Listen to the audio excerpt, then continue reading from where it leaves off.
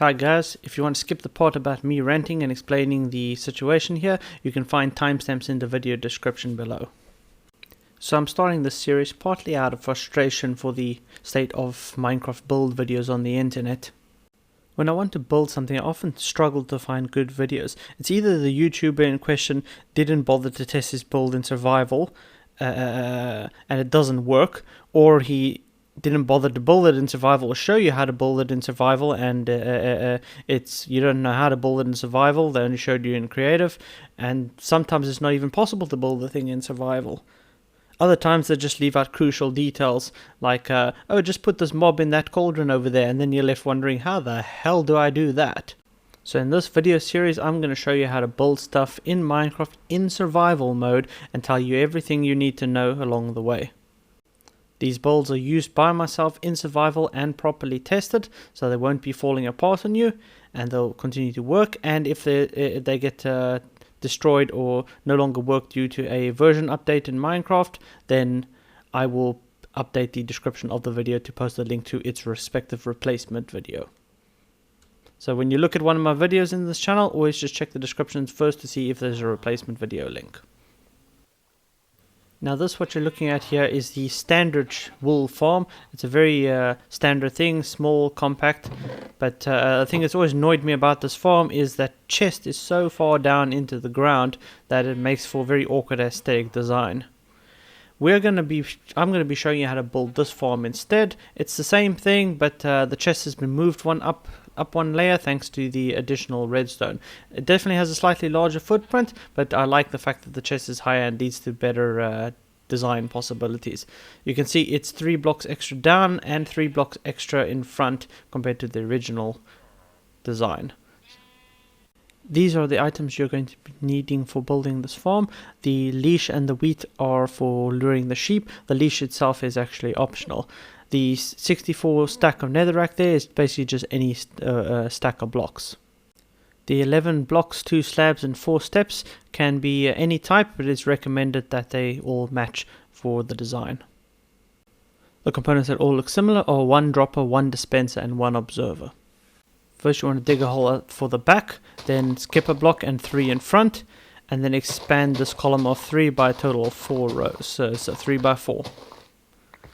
Then you want to jump down here and dig out these 6 blocks, and then turn around and dig out these 4, leaving just the 2 to stand on. Then you dig down another 2 by 4, creating 2 steps on your standing location like this. Dig out a long L shape, and then dig out the 2 bottom corner blocks there. Now dig out these 4 blocks over here. And that's it for the digging. Now come down here and place a dropper facing upwards like this. Then hop down here and place one of your design blocks in the corner. Now you can place these steps facing up like this, there and there, so the chest can open underneath it. Then switch to the hopper, make it face into the dropper. You can see by the little tail leading to the dropper. Rail on top, you have to crouch for that, and then put a cart on top of that. Now put the chest on top of here, once again you have to crouch, and then place against the side to join it.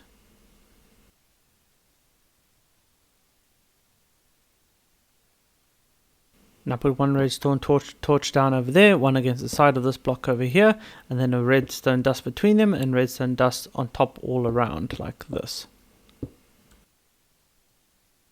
Now place 2 slabs along the side like this, there and there. And then you can put a comparator on top here, and a repeater in front of that. The repeater should be set to 4 ticks. Now come on top and place redstone at the back of the furthest hole like this. Now let's fill this in a bit. Place a solid block in the hole over here. Another one there. The steps on the side like this, so you can access the chest. And the solid block there. Solid block on top on either side. More solid blocks there, and then you can jump on top and do the step thing again, this way around. And solid blocks to fill in the rest of the gaps. Now you should have this with access to the chest.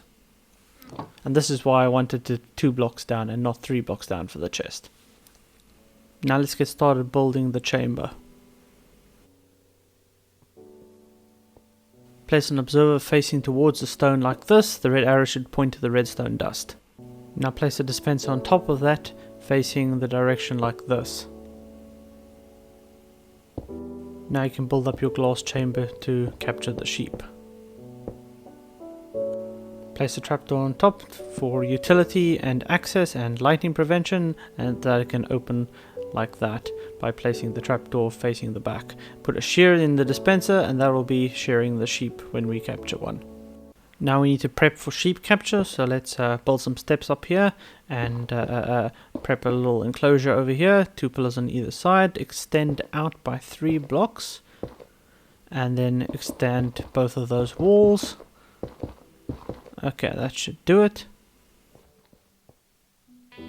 Okay, here's our sheep. I'm using a leash because it's actually much faster to pull an animal with a leash than it is to lure them with food. Luring with food works just as well, but the leash is definitely faster, especially if you're going to go over the water. You can literally pull them over the water. Now that I got the animal here, I'll use food to lure him for this part. A leash unfortunately will not work on this part. So let's just get him further back over here, over the trapdoor, and let's plop down a block over here so we can go above him.